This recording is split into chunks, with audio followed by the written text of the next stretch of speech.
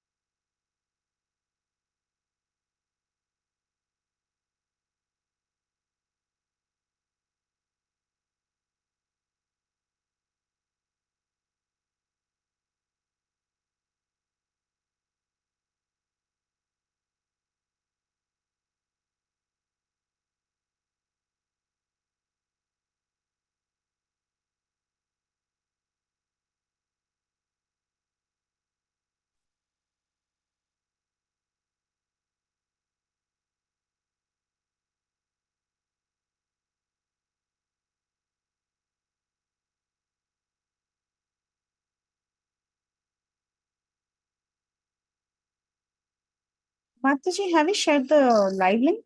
I'll share it now. Sorry about that. Okay, I can also share.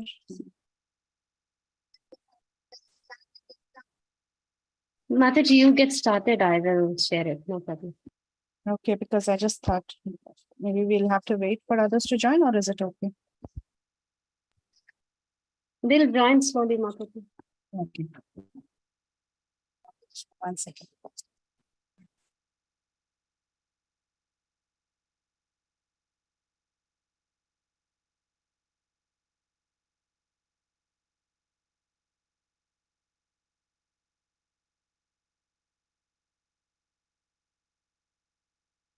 Hare Krishna, dear devotees. Thank you all so much for joining us again in this very wonderful.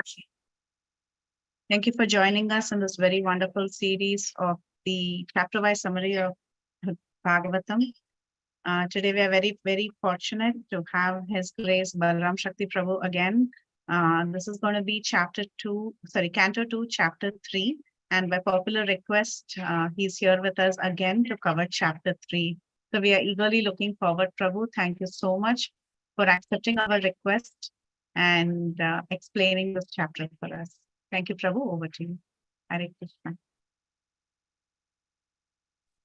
Hare Krishna. Thank you. Thank you very much, Mataji, for inviting me again. It's always an honor and privilege to come and share Srimad Bhagavatam with such eager and sincere audience. I've never seen such an audience anywhere else. So it's always a great honor to come and share. So I'll start. Namo Vishnupadaya Krishna Preshthaya Bhutale Srimate Bhakti Vedanta Swaminiti Namine Namaste Saraswati Deve Gauravani Pracharine Nirvisheshi Shunyavadi Paschatya Deshatarine Jai Shri Krishna Chaitanya Prabhu Nityananda Shri Advaita Gadadhara Shivasadi Gaura Bhakta Vrinda Hare Krishna Krishna Krishna Hare Hare Hare Rama Rama Rama Hare Hare Krishna.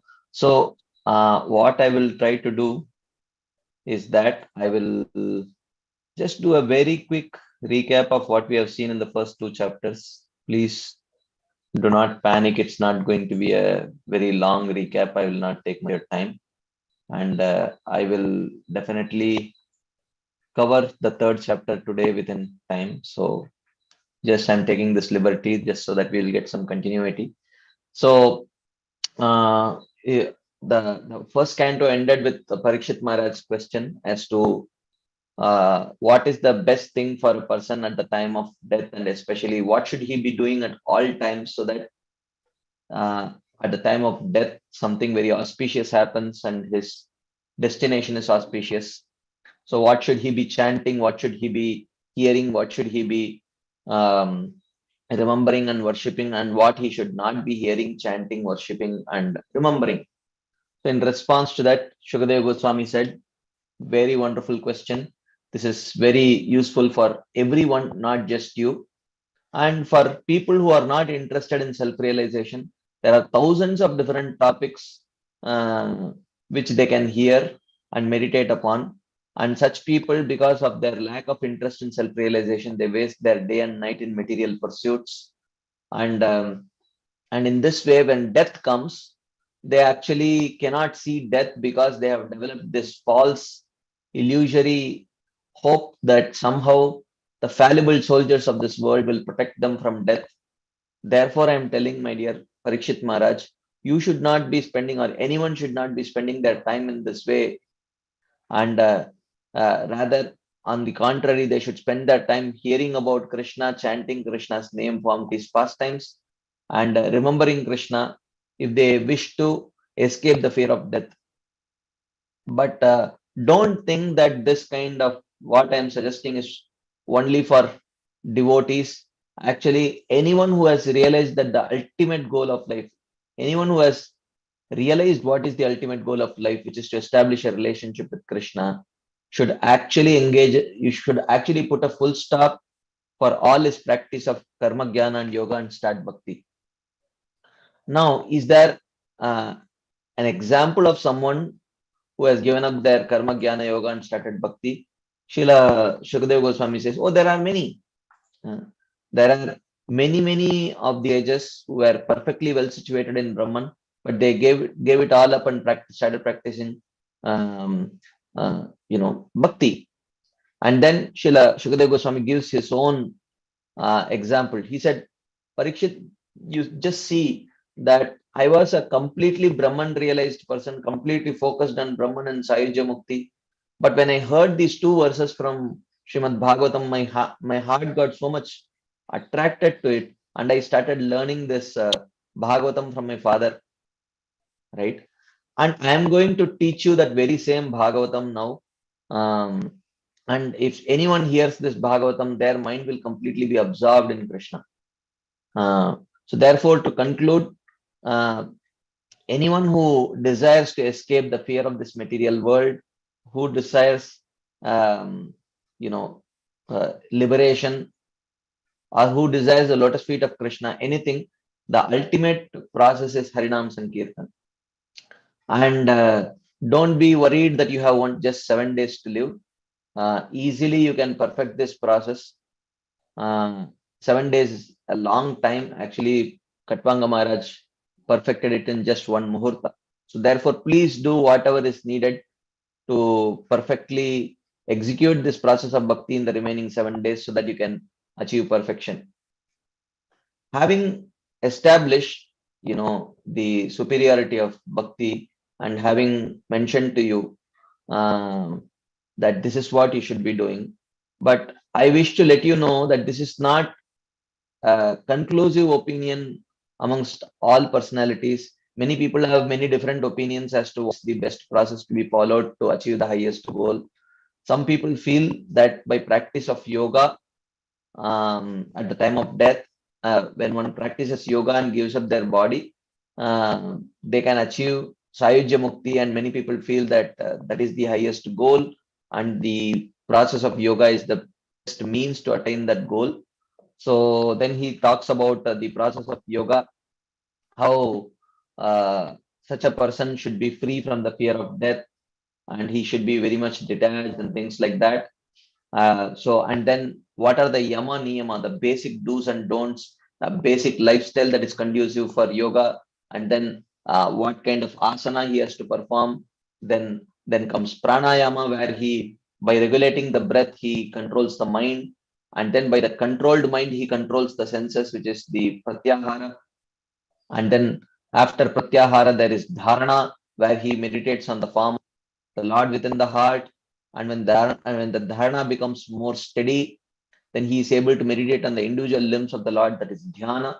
And then eventually the mind becomes so focused that it is not affected by any external stimuli, that is called as samadhi. And after samadhi, he gives up both the gross body and subtle body together and performs Shatchakra yoga to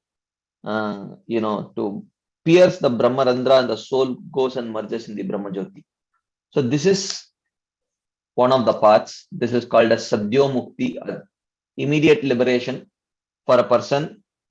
So these Yama Niyama, Asana, Pranayama, Pratyahara, Dharana, Dhyana, and Samadhi are described in these verses. Then he says, then we saw this thing where the devotee, where the yogi practices Yamanima, Pranayama, Asana, Pranayama, and Pratyahara. And after doing that, when he is trying to meditate on the form of the Lord within the heart, if he realizes that there are secondary desires in his heart, which he wishes to fulfill, he has a desire to fulfill those secondary desires apart from apart from fulfilling his primary desire of liberation.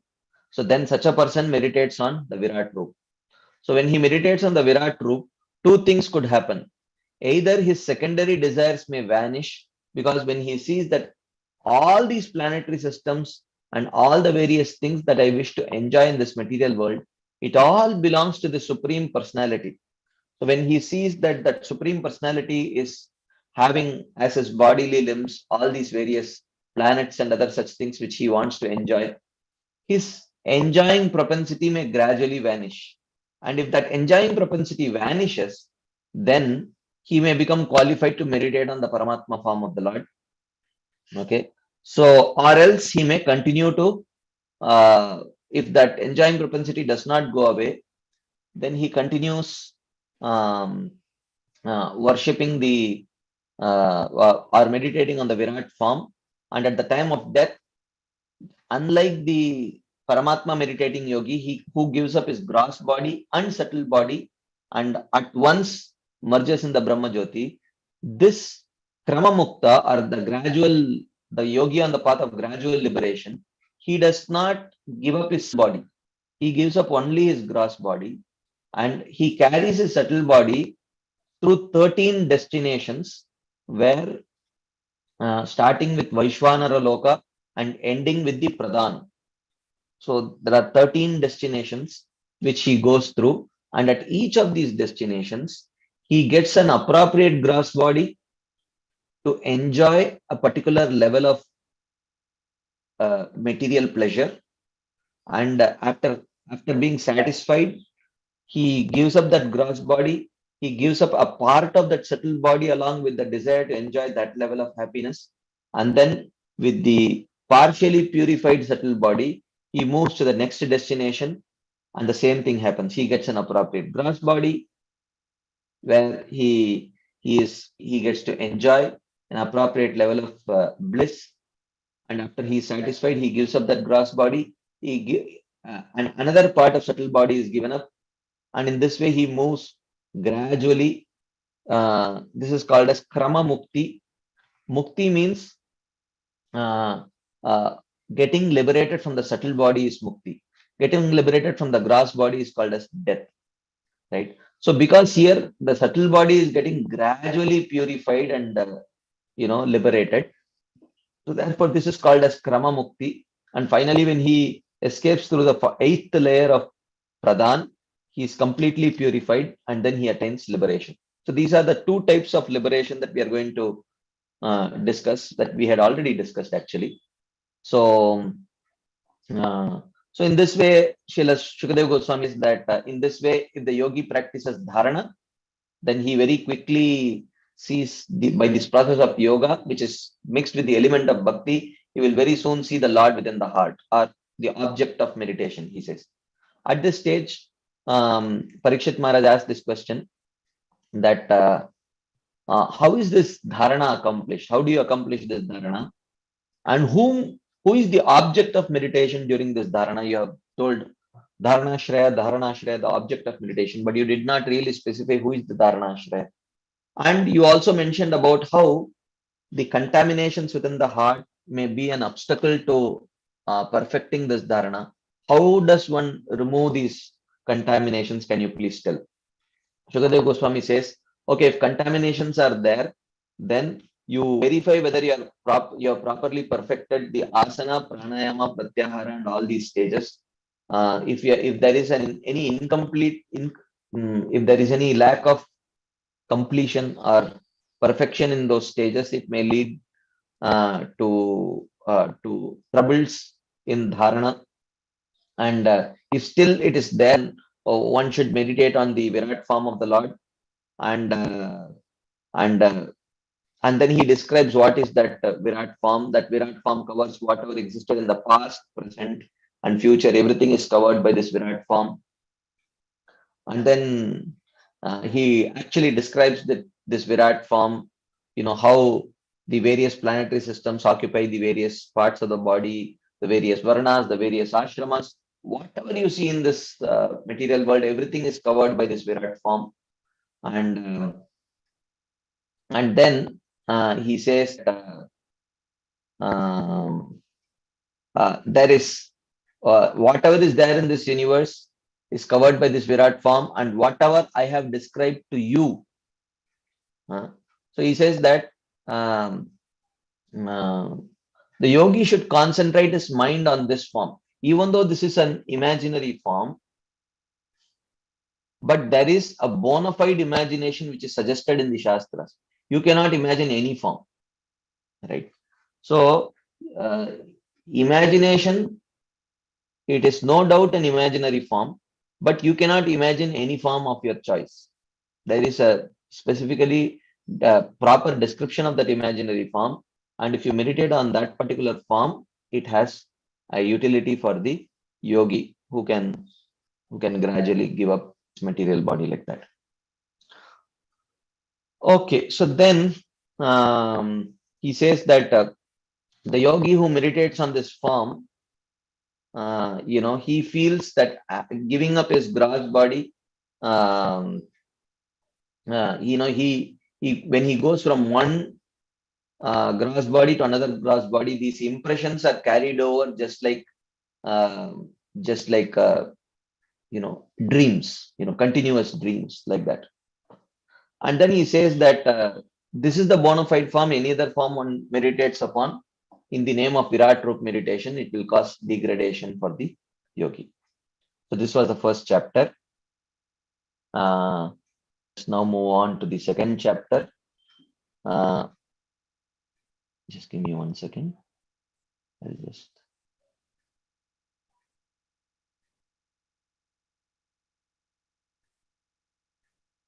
Okay. So then we discussed from the second chapter, it was a continuation of what we discussed in the first chapter. Because he has spoken about this Virat meditation, Parikshit Maharaj may wonder, I mean, on one sense, this is just a, you know, imaginary form, and you are talking about attaining moksha, which is a transcendental destination through meditating on an imaginary form. So is it real? So he gives the example of Brahma, that who successfully meditated on this form, and he got his memory back to create this material universe. And then he also very briefly touches on this topic of what about those people who do not even consider liberation as the highest destination, but they think that by practicing karma to attain swarga is the highest destination.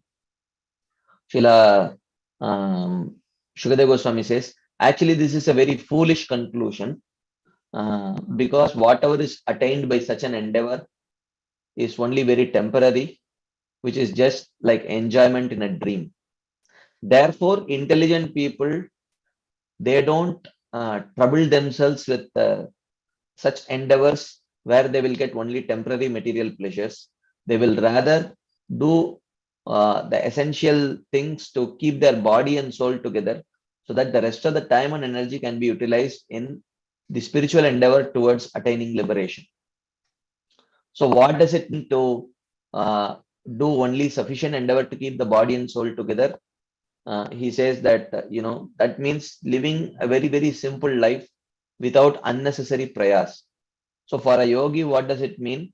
For a yogi, it means go to the forest, live in the forest without endeavoring for, a nice bed to sleep, or a nice pillow to, keep one's head, or accumulating utensils for cooking and all that. He says, no, why do you have to spend time accumulating things, cooking, storing, and then you need a place to store it and a permanent place to live and all that. Don't endeavor for all of that. Just whatever the trees give in the form of fruits, vegetables, you just pluck it and eat it. Just drink some water from the rivers. In this way, spend your life. You can, there are so many caves in which you can live, and depend on Krishna for protection, and everything will be accomplished. And if one developed this level of detachment, then such a person is qualified to meditate on the Paramatma within the heart. So such a person, if he performs this Ashtanga Yoga, then very soon he can achieve the perfection of liberation. But a foolish person, so which intelligent person will reject such a glorious path of yoga to attain liberation and accept the path of karma, which will perpetrate his presence in this torturous material world? And who is this Paramatma, who on whose form the yogi meditates? The form of Paramatma is described, his size, where he reside, how does he look, what does he wear, and the beautiful features of his face, and the dress and the ornaments that he wears, and where does he situate himself on the lotus heart of the yogi, and then about his Kaustuba jewel and the Srivatsa mark, and so many other details about his form is all described in detail. And then how he is very much eager to bestow mercy upon his devotees, and like that. So he says that when one reaches this level of detachment from this material world, the yogi the form of this Paramatma manifests within the heart of the endeavoring yogi, and he should start meditating on this form. And this form is the dharanashraya of this detached yogi, the object of meditation of this detached yogi. When he attains some level of perfection on the general meditation on this form, then he should start meditating on the individual limbs of this form, which is called as dhyana. And by that individual meditation on the limbs of on the limbs of the form of the Lord, gradually more purification starts happening, where the residual tinges uh, of material attachments and material desires start getting dissolved by this kind of meditation, and then eventually he attains the stage of samadhi. But if one does not have this kind of an attachment to meditating on the Paramatma form Lord within the heart, then he should meditate tavat staviyah purushasya rupam kriyavasane prayatah smareta. Then such a person should meditate on the Virat form of the Lord, and then he describes the path of Sadyomukti. The Paramatma meditating person, how does he give up his body? He says such a person, he perfects the path of yama niyama asana pranayama, etc. And then he very clearly should confirm that he is not attached to this anything of this world, neither to the time of his leaving, to the place of his leaving, and all that. So when that is clear, he controls his mind through pranayama. Then he does this merging his mind into his intelligence, senses into his mind into his intelligence, intelligence into the jiva into Brahman. In this way, he does this sankalpa of, okay, I was till now identifying with my body, so I needed all these material components for enjoying in this material world. Now that I have realized that I am not this body, and so therefore I don't have a need for any of these things, so I deposit them back from where it came from. So you see the sankalpa of a yogi who is aspiring to attain the Brahma Jyoti. One small point that you need to notice is that he is not thinking that this mind, intelligence, senses are unreal. He does not think that they are mithya, non-existent and illusory. He thinks that they are real. Therefore, he is depositing them in their source of origin, right? So, so he believes in this material world. He believes that this material world is real. His material senses are real. His material mind is real. The material intelligence is real. The Mahat Tattva is real. The Pradhan is real. Everything is real. But just that he realizes that, but I don't have a real connection with any of these things. I am a soul having no connection with matter. I am a real soul having no connection with real matter. But all the while, due to illusion, I was identifying with them. Now I am giving up this illusory connection with all of them. Please take it back. So therefore, one who thinks actually that this material world is unreal and everything is unreal, the Lord's form is unreal, that kind of Mayavad conception will not lead one to actually go to the spiritual world or even Brahma Jyoti for that matter. Anyways, so then he reaches that stage of what is called as Brahma Bhuta Prasannatma stage. This Brahma Bhuta stage, at this stage, he is not influenced by time, he is not influenced by the Devatas, he is not influenced by the three modes, false ego, Mahat Tattva, Pradhan, none of them influence him. And then and this person, again, it is mentioned that Visrajya Dauratmyam, at this stage, he's free from all kinds of improper misconceptions about the nature of the soul, the nature of the Supreme Lord, and he very much understands that the form of the Lord is real and worshipable, and within his heart he is worshipping that form of that Lord. And when he is ready, he performs this Shat Chakra Yoga, where he raises the soul which is suspended in the prana through the 6 chakras by closing all the other holes within the body and forcing the soul to escape through the Brahmarandra. So, and then he says that, so, and then he escapes to the Brahmarandra and then merges in the Brahmajyoti.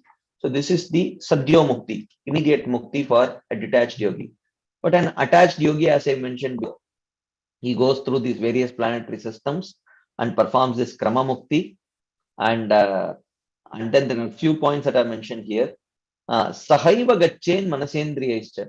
So unlike the fully detached yogi, who when he leaves the gross body, gives up the subtle body also at once and merges in the Brahmajyoti.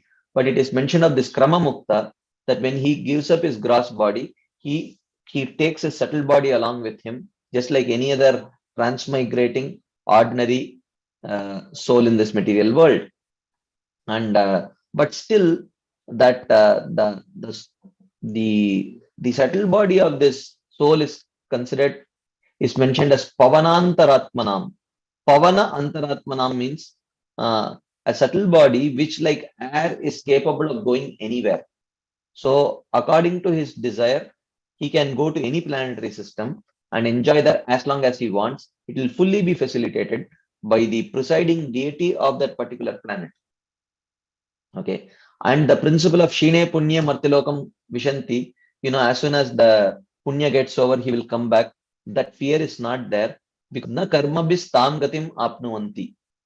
Because he does not go there on the strength of his karma, but Vidya Tapo Yoga Samadhi Bhajam. He goes there on the strength of his spiritual practice of Ashtanga Yoga, and which includes Bhakti, Jnana, and all these elements. So therefore, there is no question of that person returning back after his punya gets over, because he's not going there on the strength of his punya. And then the various planets that he goes through, that is described.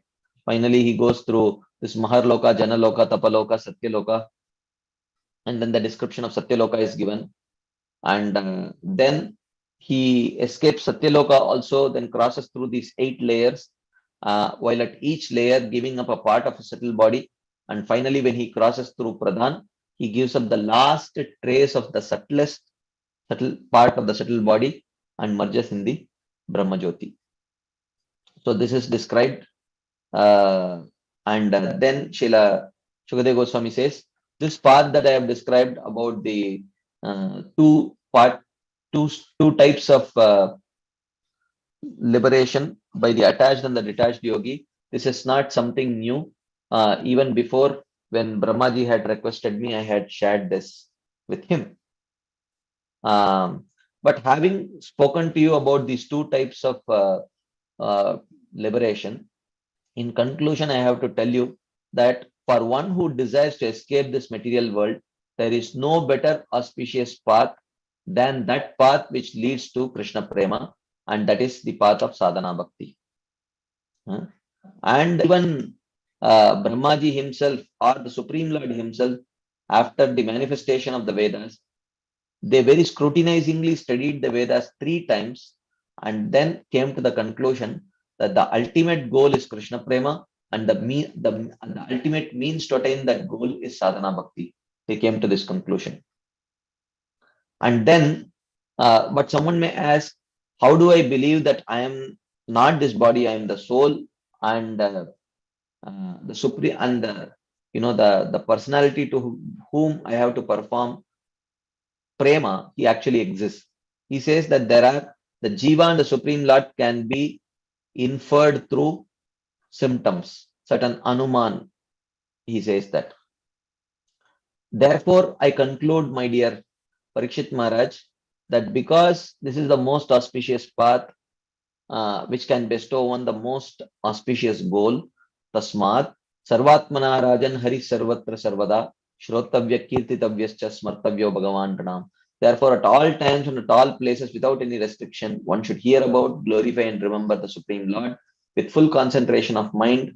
And if one takes to this process of bhakti, which starts with Shravanam, and through their ear holes, those who drink this nectarian beverage of Krishna Katha, then if they are if they are practitioners with impure hearts, their heart will become purified. If they have perfected their life by purifying their heart, then as soon as they hear this Krishna Katha, immediately they will be transported to uh, the pastimes of the Supreme Lord. So therefore, this path of Shravana Kirtana Smaranatmika Bhakti is actually both the means and the end. So it is the best practice for a sadhaka, and for a perfected person, it is what they spontaneously do out of their natural outpouring of affection for the Lord, that externally manifests in the form of Shravana Kirtana Smarana Archanatmika Bhakti only. So in this way, he contrasted this path of yoga with the practice of bhakti. And then in the third chapter, he is now going to continue this discussion further. So I will, as I promised, I will complete. This is not a very complicated chapter like the first two chapters. So it should not take me ideally a very long time to cover this chapter. Shukadeva Goswami says, Evam etan nigaditam prishtavan yad bhavan mama nrinam yad mriyamananam manusheshu manishinam.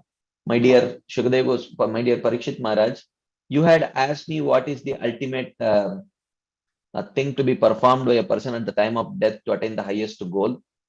In response to your question, I have spoken about the path of yoga, which is popular opinion, and I have also spoken to you about the path of bhakti, which is what is performed by the most intelligent amongst men.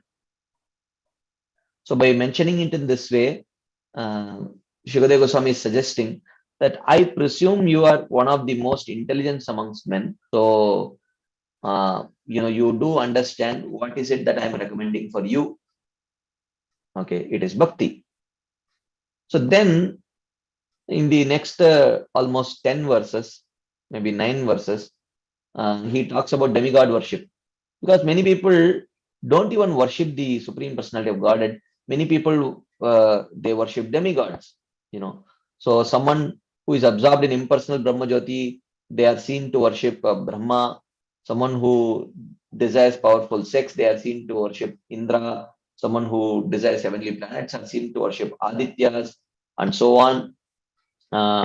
So this he mentions in, from second verse till verse number 9. Rajya kamo manun devan nirritim to abhicharan yajet. Kama kamo yajet somam akama purusham param. So the Karmakandiya scriptures are these peripheral scriptures. They recommend these kind of demigod worships for those who are completely devoid of any sukriti to worship the Supreme Lord. And akama purusham param. But those who have desires, they only worship the Supreme Lord. This may seem like, if you have any desires, then the Lord is incapable of fulfilling it. If you have no desire, then you can worship the Supreme Lord. One may think like that. So one should understand that the devotional scriptures do not present these kind of recommendations. These are the peripheral scriptures which are meant for those who do not have a natural inclination to worship the Supreme Lord. The Vedic literatures do not want to reject them. He says, okay, so at least are you willing to, is there someone whom you are attracted to?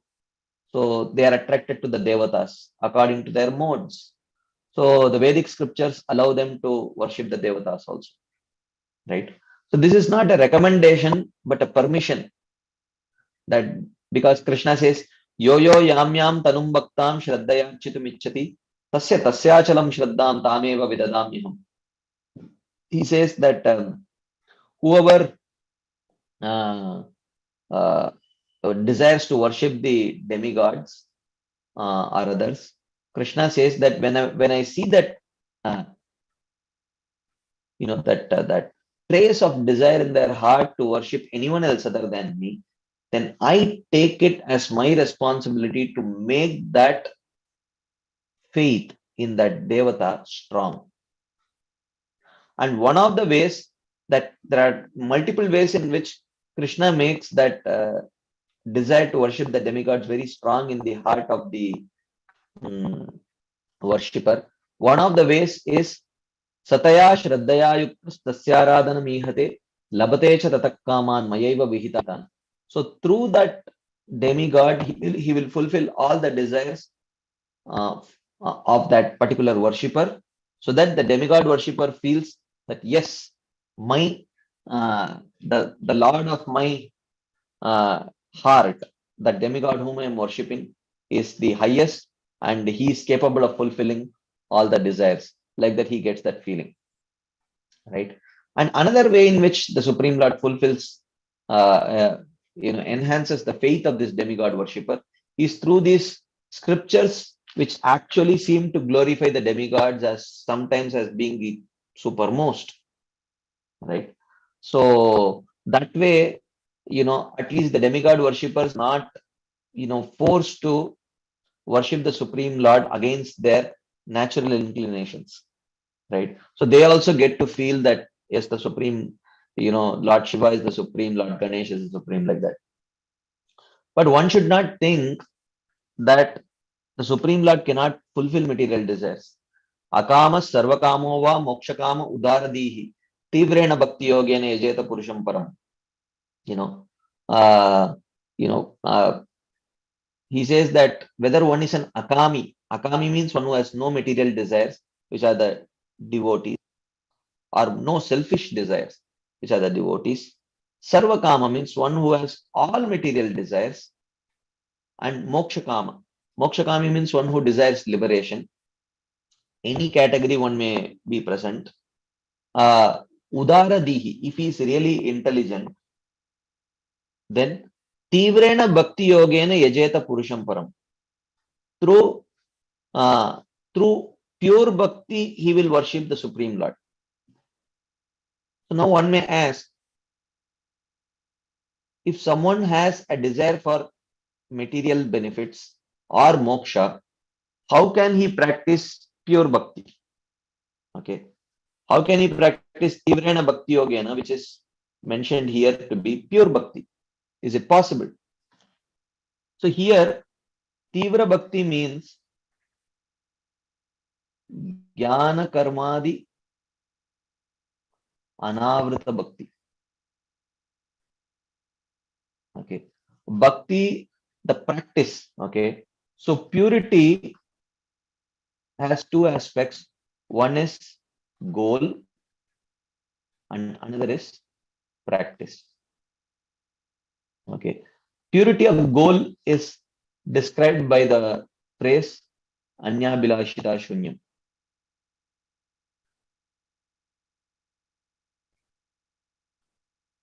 And purity of practice is described by the phrase Jnana Karmadi Anavritam. So even though you may have some material desires, at least try to fulfill those material desires or the desire for mukti by practicing Jnana Karmadi Anavrita Bhakti. Even though they are mixed devotees, at least they are mixed devotees of a higher type. Okay. So therefore, they are told that, many times people quote this verse, that why do people worship the demigods? They quote this verse, Kangshatah karmanam siddhim yajanta iha devata shipram hi manushe loke siddhir bhavati karmaja. So people say that, oh, here Krishna says that karmanam siddhim kangshatah, those who desire fulfillment of their material desires, of their actions, yajanta iha devata, they worship the devatas. Why do they worship the devatas?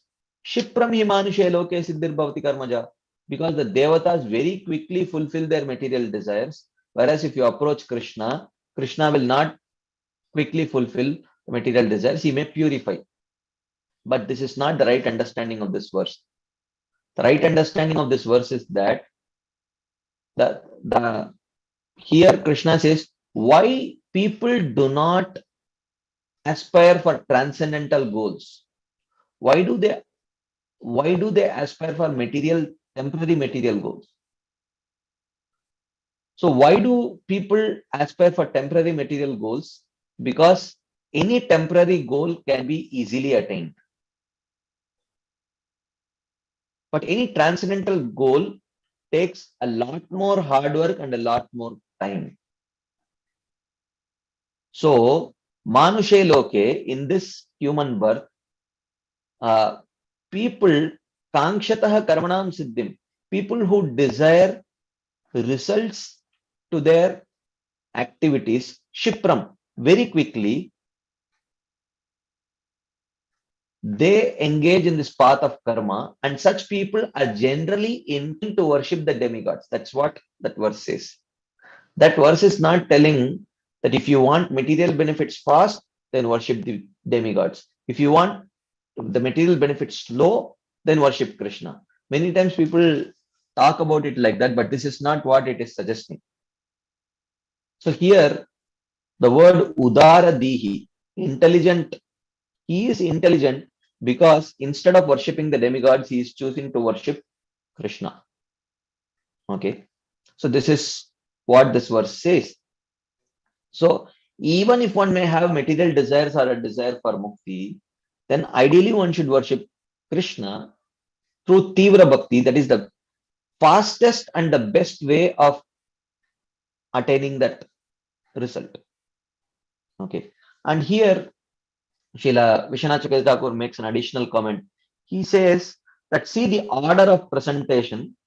The Akama is mentioned first, Sarvakama is mentioned second, and Mokshakama is mentioned third. Well, is there a problem with the ordering of this whole thing? Of these three kamas. Okay, so if you want to say from the best to the worst, then shouldn't it be Akama, Mokshakama, and Sarvakama? Akama means no material, no selfish desires. Mokshakama means desire for emancipation, desire for attaining mukti, and Sarvakama means having all material desires. So if you want to put it in the order of from best to worst, it should be Akama, Mokshakama, and Sarvakama. If you want to do it from worst to best, then it should be Sarvakama, Mokshakama, and Akama. So why this particular order is used? Akama, Sarvakama, and Mokshakama. Here, Srila Vishwanath Chakravarti Thakur says, because this is the right order. Because Akama is the topmost, no selfish desire, only desiring Krishna Prem. Then the second should be that aspiration which acts as the least obstacle to attaining the stage of Akama. So which desire, whether it is Sarvakama or Mokshakama, which acts as the most formidable obstacle for subsequently developing the desire for Krishna Prema, Srila Vishwanath Chakravarti Thakur says it is Mokshakama. Mokshakama is the worst. Worst obstacle to bhakti is Mokshakama. It is even worse than Sarvakama. Why? He says that the desire for material pleasures is very fleeting. The attachment of the soul for material pleasures is very fleeting. It can easily be removed. So today we aspire for some gratification. Tomorrow we forget it and aspire for some other gratification. Okay, because there is so much variety. So our mind is not focused on one. It can easily be removed. But if you see the desire for liberty, that person is completely convinced that there is nothing of this material world which is worth pursuing. He is so firmly fixed in the goal of moksha. And for attaining that moksha, the kind of sacrifice that he is ready to perform is unimaginable for a Sarvakami who wishes to enjoy in this material world. A Sarvakami cannot even in his wildest imagination think of performing some sacrifice to attain anything of this material world. He will give it up easily. So therefore, he says that to pull a person who is pursuing material pleasures, uh, to fix that mind on Krishna is easy, but to pull a person's mind which is focused on liberation is very difficult, because he is very, very, very, very focused, because of his absolute conviction that there is nothing of this world which is worth pursuing. So therefore, throughout the scriptures, if you see, uh, you know, when we talk about uh, bhakti being very, very, um, um, uh, I'm sorry, I got distracted. Give me a second. So when the scriptures talk about bhakti being the most worthy goal and bhakti being very attractive uh, to even the least expected person, even he could accept bhakti. Whenever Bhagavatam or other Shastras talk about it, they talk about the Gyanis only, who are aspiring after moksha, right? Atma Ramascha Munayo Nirgranta Api Urukrame Kurvanti Ahaitukim Bhaktim Ittam Bhuta Guno Harihi. So the word api is used. Api means even they accept bhakti. So the qualities of the Lord should be so attractive that even these jnanis accept, who are aspiring after liberation. When Parikshit Maharaj spoke about himself, he said that Parinishtitopi Nairgunya Uttama Shloka Leelaya Grihita Cheta Rajarshe Akyanam Yad Aditavan. Parinishtito api. Again, he uses the word api. Nairgunya Parinishtitaha api. Even though I was completely fixed in my aspiration for the impersonal Brahma Jyoti, even then I got attracted to the verses of Bhagavatam, the qualities of the Supreme Lord, the form of the Lord. Such is the attractive nature of the path of bhakti and the form and qualities and pastimes of the Lord, like that he says. Or even in the case of four Kumaras, like Tasyaravinda Nayanasya Padaravinda, Kinjalka Mishra Tulasi Makaranda Vayu, Antargata Swarena Chakara Tesham, Sankshobam Akshara Jusham Api. Again, the word Api comes. Api means even they. Akshara Jusham Api, even though they were completely fixed in Brahman, even their mind was pulled away from that Brahman and fixed in the Supreme Lord. So, how much more? So, the greatest obstacle to pursuing the topmost goal, the greatest obstacle to pursuing the topmost goal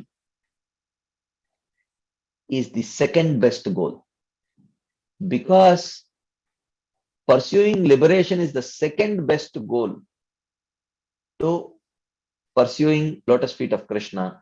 Therefore, that acts as the most formidable obstacle to attaining Krishna's lotus feet.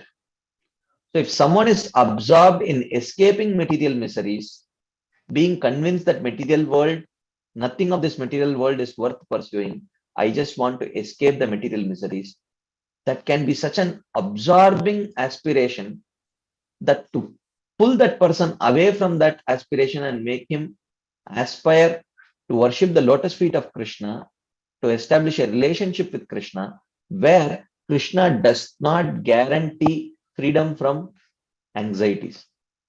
In the spiritual world, Mother Yashoda is in anxiety, the gopis are in constant anxiety, the gopas are in anxiety, the queens of Dwarka are in anxiety. There is no guarantee of freedom from anxiety, whereas their expressions of anxiety are unprecedented expressions of anxiety, which is not seen even in the material world. So for a person who is completely absorbed in moksha, this is something which might not be very attractive if he lacks that sukriti. So therefore, Srila Vishwanath Thakur says that this order is very appropriate. It should be akama, then sarvakama and moksha kama. But if he is intelligent, he would worship the Supreme Personality of Godhead with tivra bhakti. So now that he has presented that the highest goal should be to worship the lotus feet of Krishna and attaining Krishna prema, but all these demigod worshippers are worshipping these demigods. What is their hope? Is it that at some stage of their worship of demigods, the demigod worship will mature into worship of the Supreme Lord? Is it possible? So in response to that, Srila Shukadeva Goswami says, Etavan eva yajatam iha nishreya sodaya bhagavati achalo bhavo yad bhagavata sangataha. He says that the ultimate auspiciousness for all these worshippers of demigods, the ultimate auspiciousness is if they somehow develop the desire to worship the lotus feet of Krishna. Bhagavati achalo bhavo. If they get that unflinching attraction to Krishna's lotus feet, to the process of worshipping Krishna, that is their highest viciousness. But what is the means to attain that? Yad Bhagavata Sangataha. If they are fortunate to attain the association of the devotees, then it may be possible. If they don't have the association of devotees, then at no stage of demigod worship will that demigod worship mature into worshipping Krishna or Vishnu.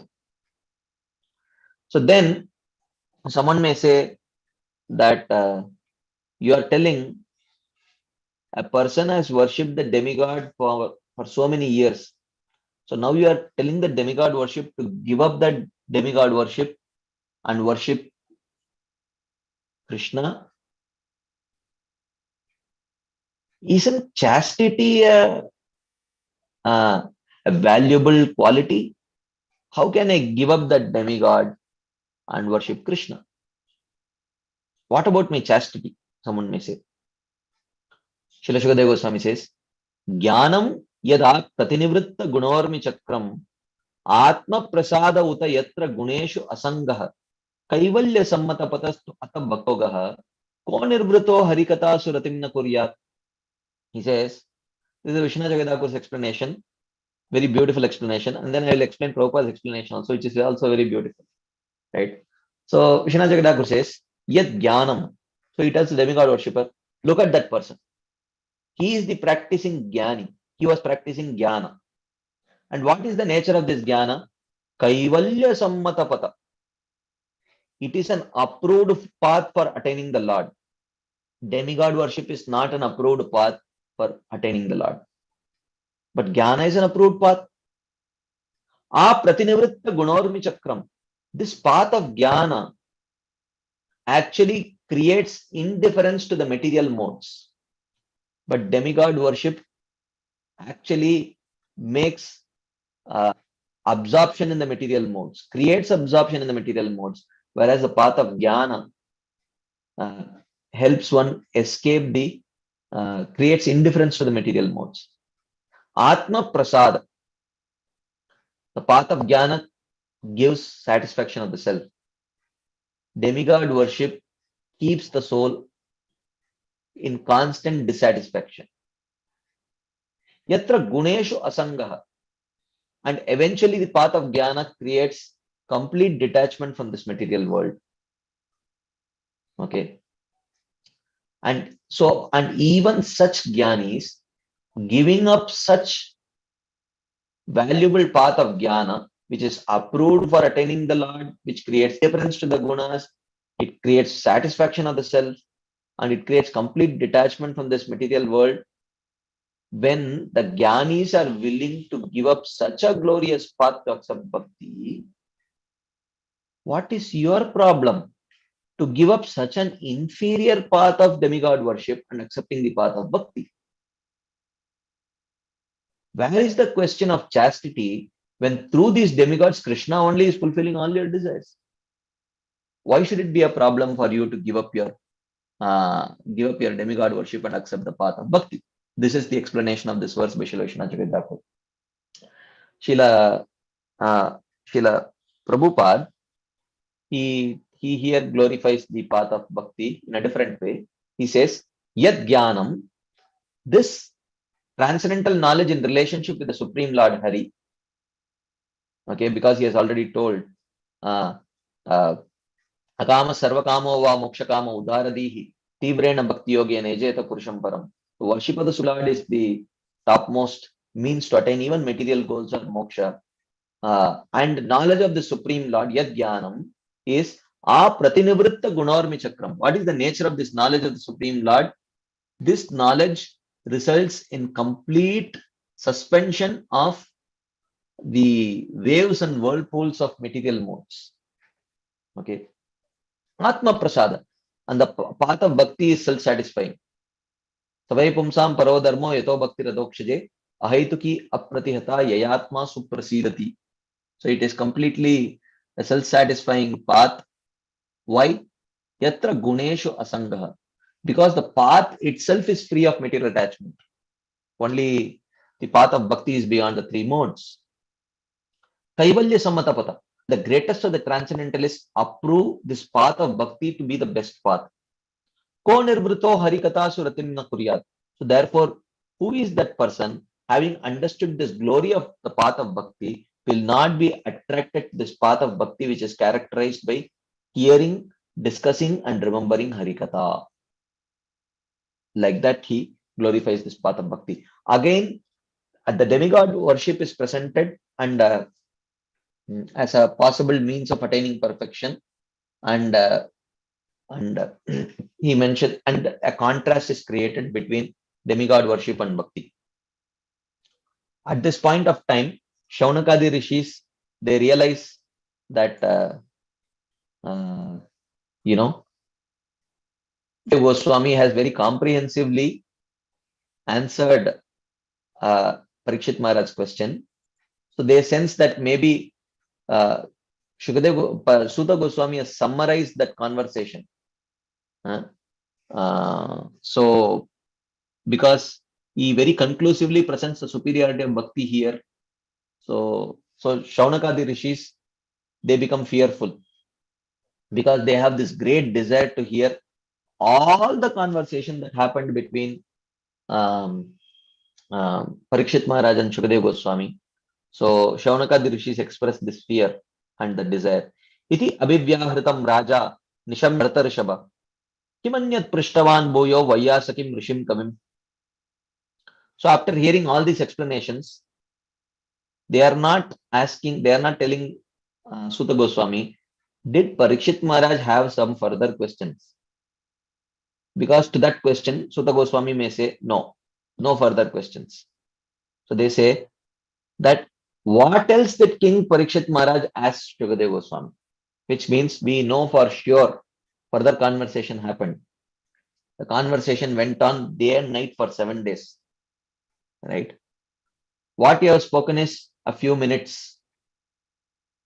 So we know for sure there is much more to share, and we want to ensure that you share all those things. Etat shushrushatam vidvan suta norhati bhashitum kata harikatodarka satam syo sadasidruvam.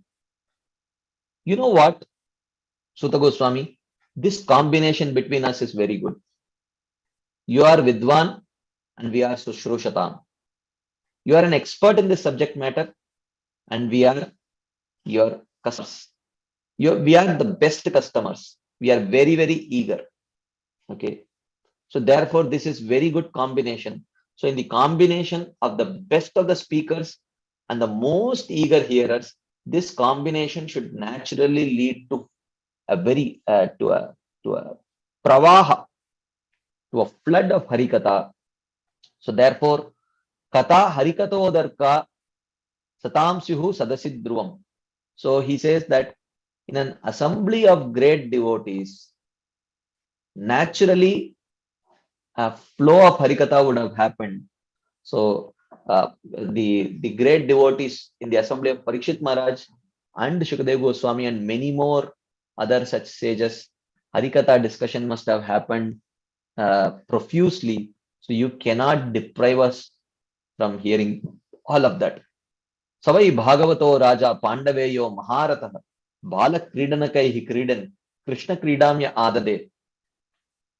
This Parikshit Maharaj was such a glorious personality, and his exalted stature was evident right from his childhood, when all the other small boys would be interested in playing various kinds of games and sports. His great attachment was to perform pastimes of Krishna.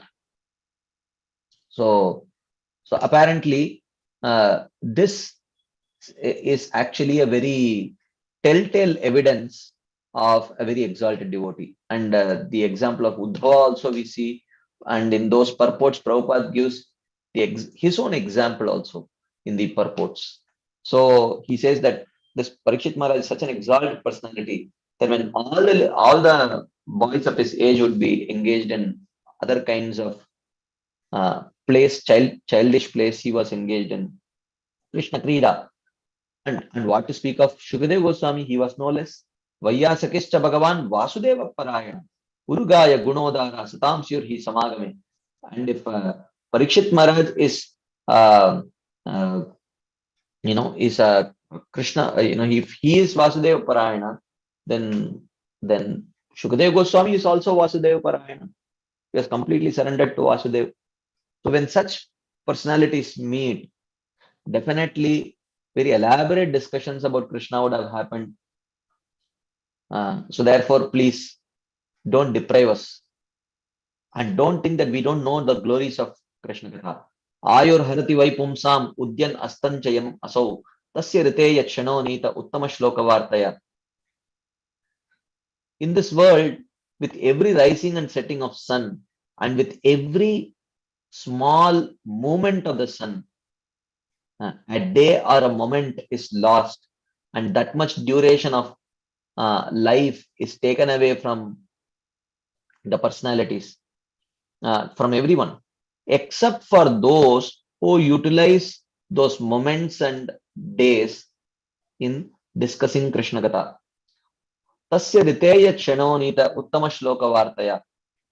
But for those who choose to spend their time in Krishna Katha, every time spent takes them closer to eternal life.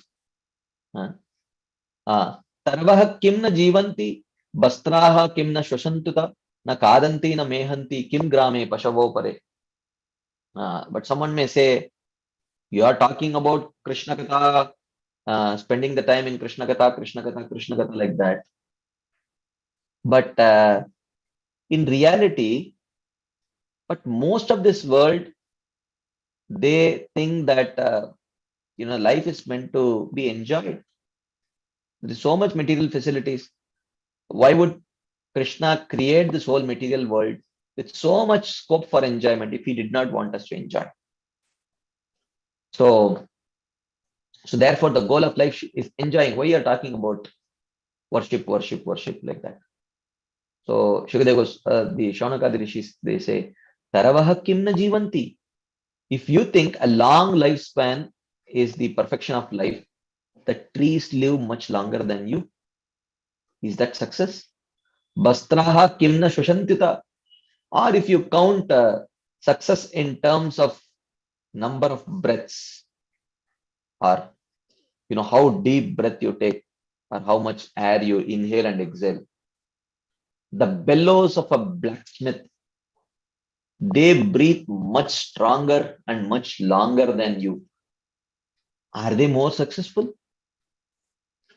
If you think that eating a lot of food is success, the animals like elephants can eat much more than you. Now, mehanti, or if you think that mating is the sign of successful life, then the pigeons and monkeys can mate much more frequently and without tiring than you humans. Are these the parameters of success human life? No, right? It is Krishna Katha. Tasya rite yachanonita uttama shloka vartaya. But someone may say, oh, you are reproaching those people who are engaged in sense gratification, but the whole world glorifies them, right? So the film stars and the sports stars and whatnot, they are politicians, they are glorified. So he says, Shwavid Varaha Ushtrakaraihi Samstutaha Purusha Pashuhu Nayat Karna Patopeto Jatunama Gadagraja. He says that those who are engaged in sense gratification are animals, and those who glorify them are special animals. Shwa, they are like dogs. Vidvaraha, stool eating hogs. Ushtra, camel, and Karaihi. As Srila Prabhupada in his purport says, what distinguishes these four animals? That they have earned a place in the pages of Srimad Bhagavatam. What is so glorious about them? Okay, so Prabhupada says that a dog is, for the meager pieces of bread or food that the master gives, the dog serves him very faithfully. So just like such human beings, for all the temporary benefits that they gain, they waste their life in trying to satisfy their masters, material masters. Vidvaraha. Vidvaraha means a stool-eating hog has no discrimination. It eats the most abominable thing. So such human beings in this material world, they have no discrimination as to what is fit to be eaten and what is not fit to be eaten. Therefore, such human beings are also compared to Vidvaraha.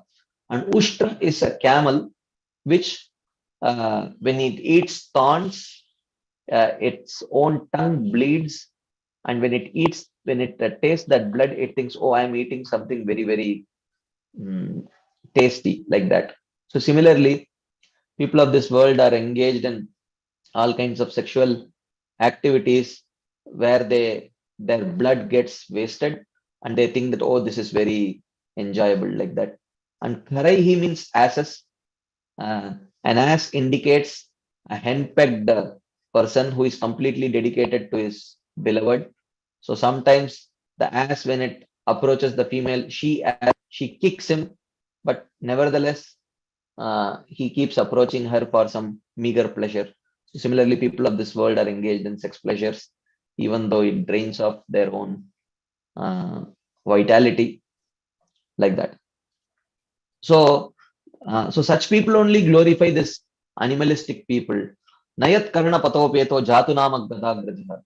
So that human whose ears never hear about Krishna are like animals and asses. And then he describes their individual limbs. Bile batoru krama vikramanye na shrinvata karna pute narasya. Jihvasati dardurikeva suta nachopagayat yurugaya gata. The ears of such a person is such a lamentable thing. If his ears have not heard about Krishna Katha, then those ears are like snake holes. There is nothing auspicious about a snake hole. Only a snake comes out of it. Jihva asati dardurike vasut. Nachopagaya turugaya gata. And dardurika means a frog. The tongue of a person which does not glorify Him, Lord, their tongue is compared to a frog which croaks and invites its own death in the form of snakes. Bharat parampatta kirita jushtam apyuttamangam nanamen mukundam. Shavo karauno kurute saparyam harer lasat kanchana kankanova. The head of that person which does not bow down to the Supreme Lord, even though it may be endowed with the most, glorious golden, what do you call, crown, which is studded with all kinds of diamonds. That very crown will drown him in the ocean samsara if that head is not used to offer obeisances to Mukunda. Shavav karauno kurute saparyam harer lasat kanchana kankanova. The hands of that person may be bedecked with the most precious bracelets and bangles and anything whatnot. But those hands are dead hands if they are not engaged in um, making offerings to the Supreme Lord, cleaning the Lord's temple like that. Barhai tete nayane naranam lingani vishno na nirikshitoye padav nrinam tau drumajanma bhajau kshetrani nanu brajato hareryau. Their eyes may be very beautiful looking, but if those eyes are not used to gaze at the Supreme Personality of Godhead, those eyes are like eyes on the peacock feather, which look very beautiful, but cannot fulfill the purpose of seeing. And those legs which do not go to the temple of the Lord are like tree stumps, bases of trees which are cut by Yamadutas. Jeevan Shavo Bhagavatangri Renam Najatu Martyo Abhilabete Yastu Shri Vishnu Padya Manujas Tulasya Shvasan Shavo Yastu Naveda Kandam. And that person who does not smear his body with the dust from the lotus feet of the devotees is like a ghost whose offerings are not accepted by the Lord. So, the purpose of the sense of touch is to experience the touch of the devotee's embrace and the dust from their lotus feet. If one does not do that, the Lord does not accept their offerings. And that person who does not smell the fragrance which has been offered to the Lord is also a ghost. So, what is a ghost? A ghost creates fear in everyone. And such a person, he creates fear in the association of Vaishnavas. And the Vaishnavas run away from such a person. It is the meaning. Tadashma saram hridayam batedam yadgrihyamaner harinama deyai. Na vikriyetata yada vikaro netre jalam gatra ruheshu harshava. And finally, even though the external senses may engage in all these activities, but if the mind is not absorbed in Krishna, if by chanting the holy name, the heart does not melt, and it manifests in the form of tears from the eyes and hair standing on end, when such manifestations of ecstasy does not manifest in that person, one should understand that the heart of that person is definitely steel framed. So therefore, the Shaunakadi rishis, they tell Suta Goswami, Athabi dehyanga manonukulam prabhashase bhagavata pradana yadaha vayyasaki ratma vidya visharado nrupatim sadhu prishta. Therefore, we are requesting you, we understand the fortune of hearing Krishna Katha, and we understand the utter misfortune of not engaging in the activities of Krishna consciousness, including hearing Krishna Katha. So please do not deprive us of the conversation that happened between Shukadeva Goswami and Parikshit Maharaj. We are very, very eager. So please speak according to your inclination. Manonukulam. You speak in whatever order you want, whatever, but everything that was spoken, we wish to hear. That which the greatest of the devotees, Shukadeva Goswami, who is expert in the knowledge, spoke to the king on being asked very wonderfully by the king. Sadhu Prishtaha. So please speak. So like that, they are trying to inspire Suta Goswami to speak more, and Suta Goswami will continue speaking from the next chapter onwards. So thank you all very much for your patient listening and your enthusiastic participation. If there are any discussion points, comments, questions, anything anyone would like to share, ask, add, you can please go ahead.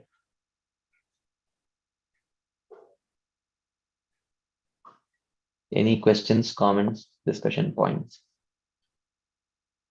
Hare Krishna, Prabhuji, Dandavat Pranam. Thank you so much, Prabhuji. Wonderful session, very, very fun explanation actually of I always thought it was in a particular order just because it sounded nice. Akama, Sarvakama, Moksha Kama, but you explained it very nicely. Thank you so much. Dear devotees, if you have any questions, now would be a good time to ask. Dandavat Pranam Prabhuji, Pravalana speaking. Yes, Prabhu. Very interesting lecture and very kind of, pertaining to our situations like that. Long time back, when I got initiated and all that happened, previous to that, I had seen my parents worshipping demigods along with Lord Krishna, like that. So we had also started like that. And then I initiated and I understood some of the Krishna consciousness process and all that. Then I approached Radha Govind Swami and I asked him that, my mother and father, they were worshipping Lord Ganesh, also Hanumanji, and Shankar Bhagwan Murti, a sibling like that on our altar. So now I understand that, since I'm initiated like that, what should I do? Then he very plainly told me that, I asked him, should I remove them from my altar like that? Then he said, no, they are worth so much worth of our respect and like that.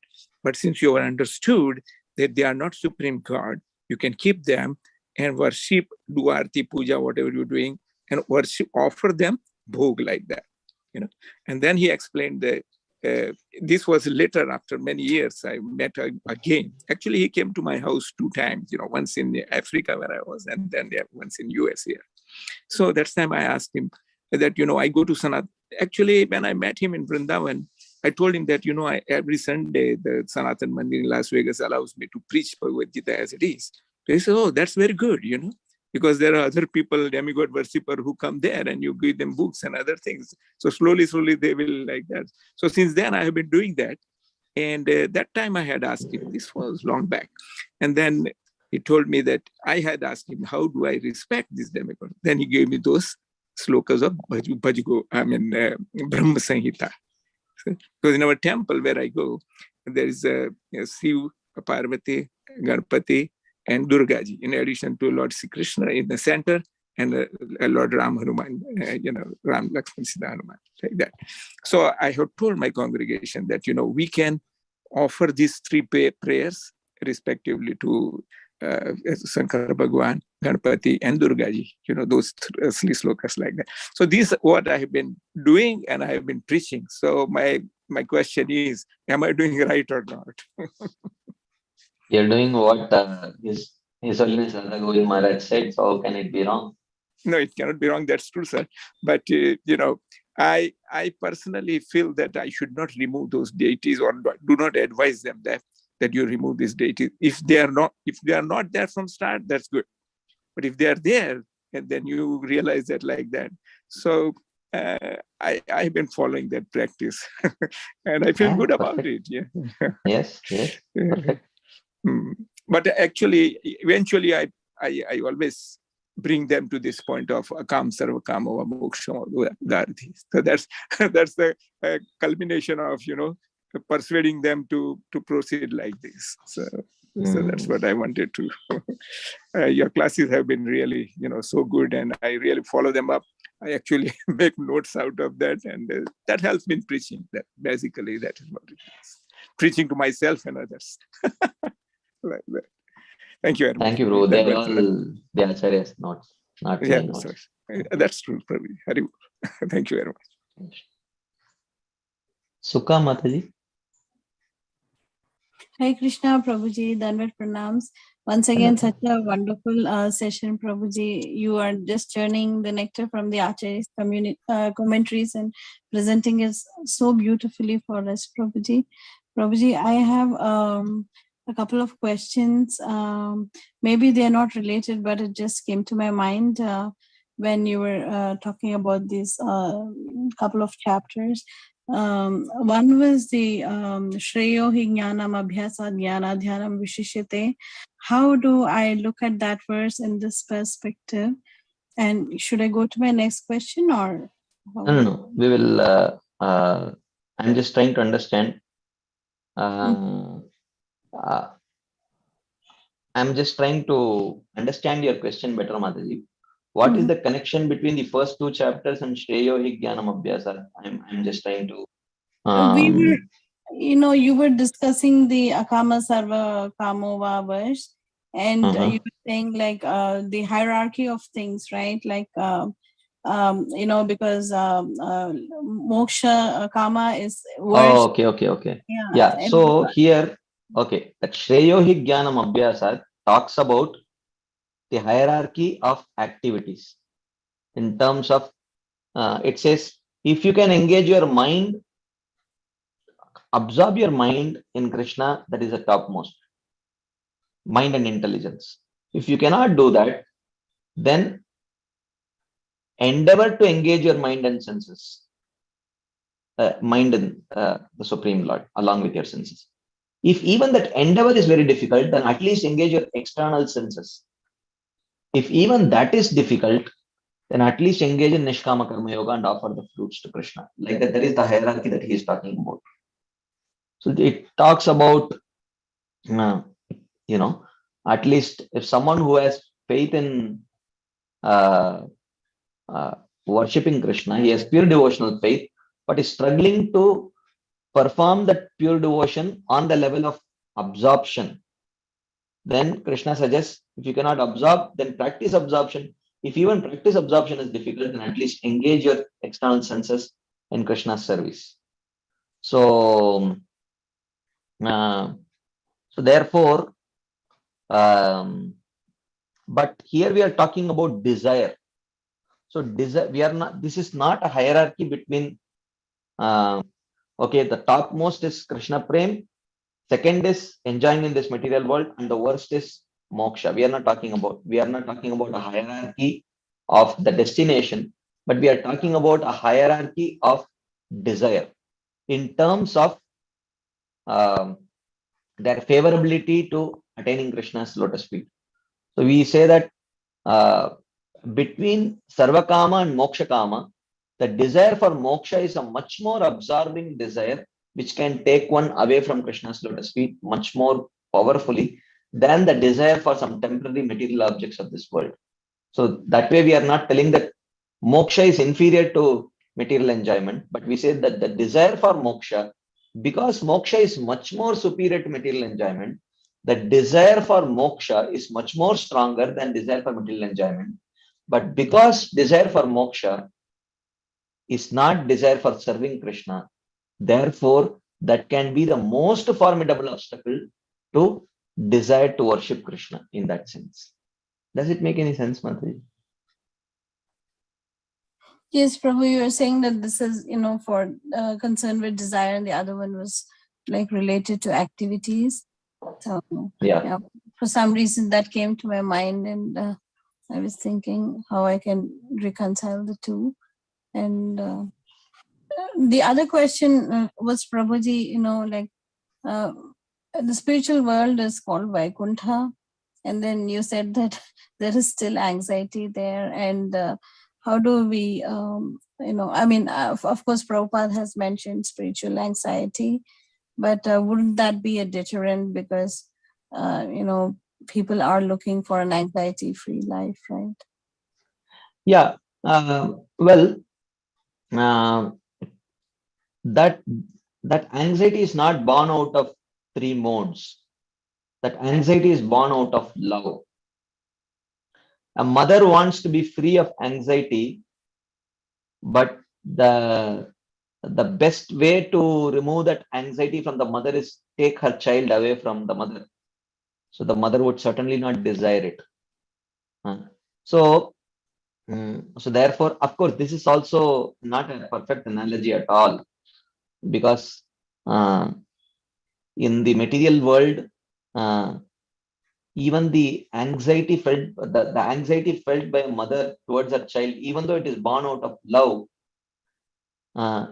is actually painful in one sense. But and that pain is not joy. But in the spiritual world, that anxiety which is taken up by the devotees of Krishna towards Krishna, or Krishna towards his devotees, it is in the ultimate sense, it's a source of great condensed form of joy.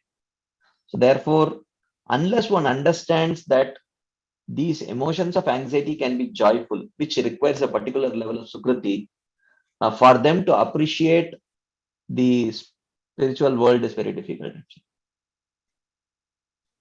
Is that relevant, Mataji?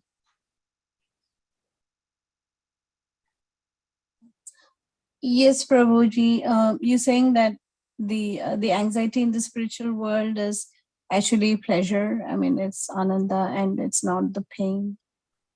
Yeah. It's a little far off concept for me, but yes, Prabhu, at least I can try to meditate on your words. The other question is, I mean, recently we had a class in which one speaker was discussing the, like the important tenets of the four Vaishnava Sampradayas. And he mentioned that the Madhva Sampradaya, they believe in the concept of eternal damnation or eternal hell. And when you were speaking of the how Krishna actually assures the faith, reassures the faith, in demigod worship. And so also in some places Prabhupada has quoted that he gives the faith to the atheist also to believe that there's no God. So I was wondering, do we understand that that principle of Madhva Sampradaya in this light, or how do we understand that, Prabhu? I personally have not read their philosophy, so I cannot comment on that, and I don't know the context in which that was made also. So, yeah, I will choose not to comment on that right now before I exactly understand what was spoken.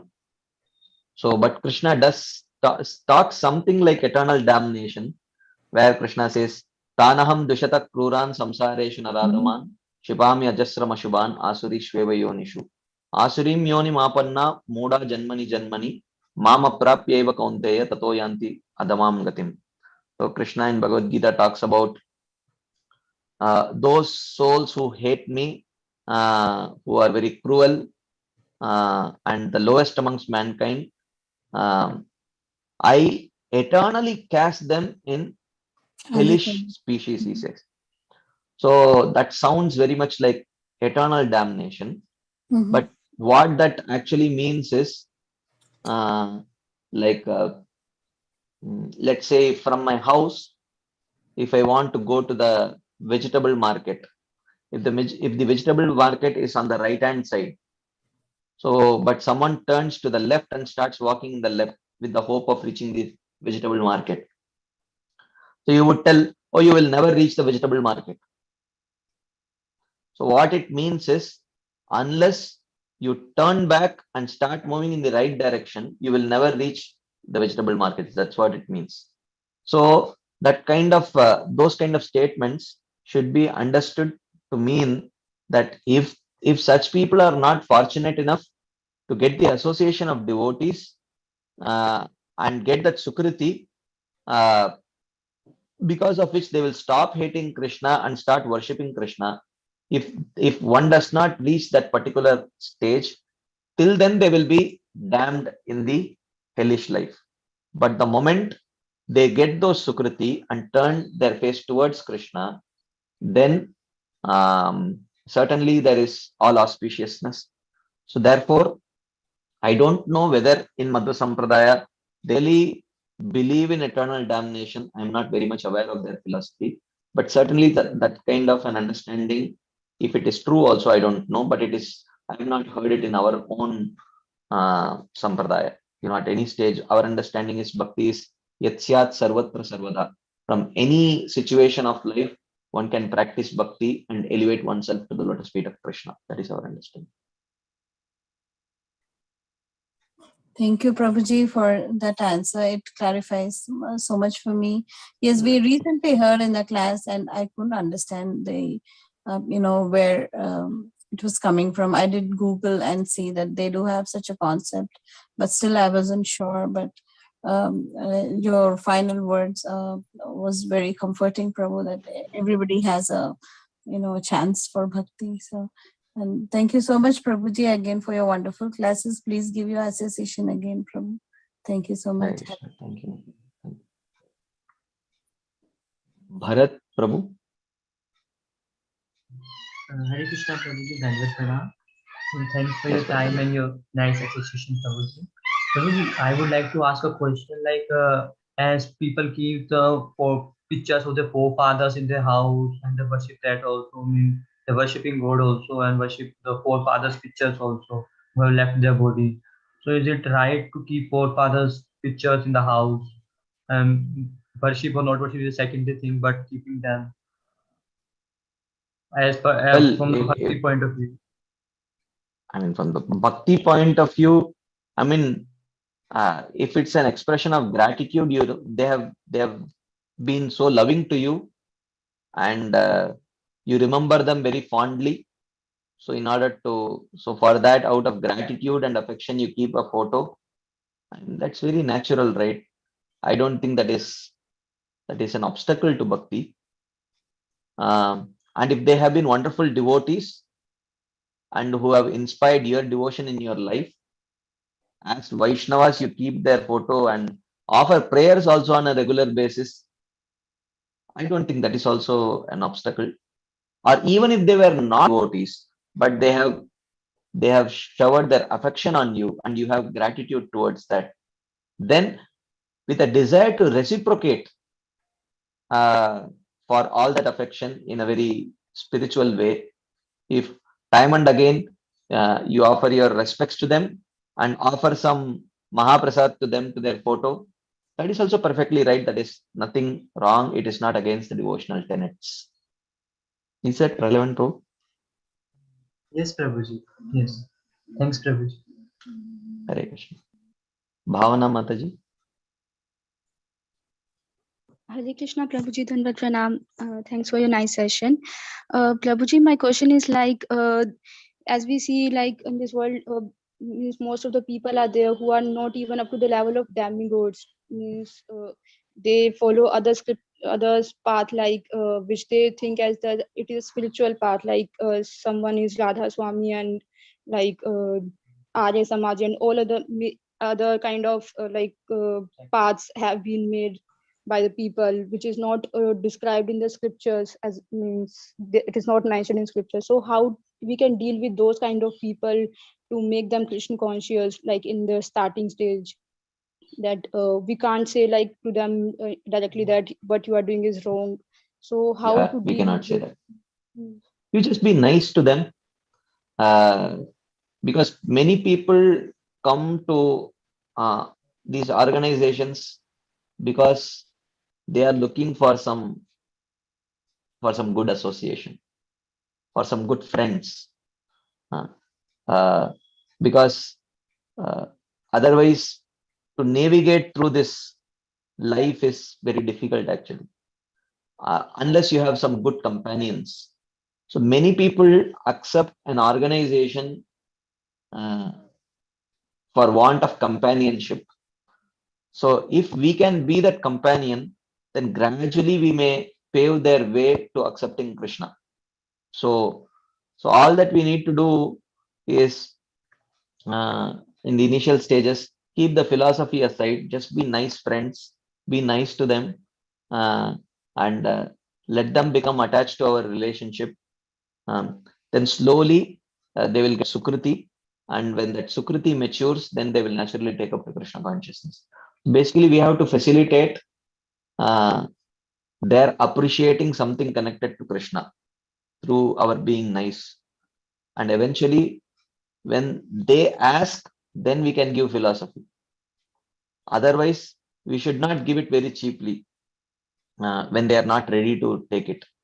So then they will not respect it. So just being nice to them, and so that way, when they develop appreciation for us and appreciation for what we are doing, then automatically over a period of time they will also take up to Krishna consciousness. Is that Thank you, relevant, Prabhuji. Mataji? Yes, Prabhuji. Thanks for your guidance. Hare Krishna. Hare Krishna. Thank you. Okay, so if there are no further discussion points or questions, I think we can stop here. Thank you all very much for giving me this opportunity. Thank you so much. Srila Prabhupada ki jai, Srimad Bhagavatam ki jai. Okay, yeah. Hare Krishna. Thank you so much, Prabhu. Thank you so much for such a nice, comprehensive presentation. It's always nice to have you on the call, and we look forward to having more of your sessions. I know now you're taking a break, but come back on the series and of course in our Bhagavatam class. And maybe sometime even in our Chaitanya Bhagavat class, because we have been trying to chase you Chaitanya Bhagavat class, but you've never been successful. So maybe sometime. There are two reasons for this. One is at that time I have already, and you don't have Chaitanya Bhagavat on Saturdays and Sundays, and those are the only evenings that I am free. And second is I myself have not personally studied Chaitanya Bhagavat properly. So for me to speak on that, I need to personally study it properly to speak on that. Gray color से you, battery color. So I think you are. two reasons. Prabhu, thank you Thank so you, much. man. Thank you for your patience. We can end the class here and we'll rejoin. I think we are breaking for the holidays. So after the holidays. But Bhagavatam classes and Chaitanya Bhagavat classes will continue at normal. Thank you. Vanchakalpatarubhyascha kripa sindhubhya cha patitam pavanebhyo Vaishnavebhyo namo Vaishnava. कोटि वैष्णव वृंद की जय, श्रील प्रभुपाद की जय, ग्रंथराज श्रीमद् भागवतम की जय, his Yeah. Grace Balram शक्ति प्रभु जी की जय।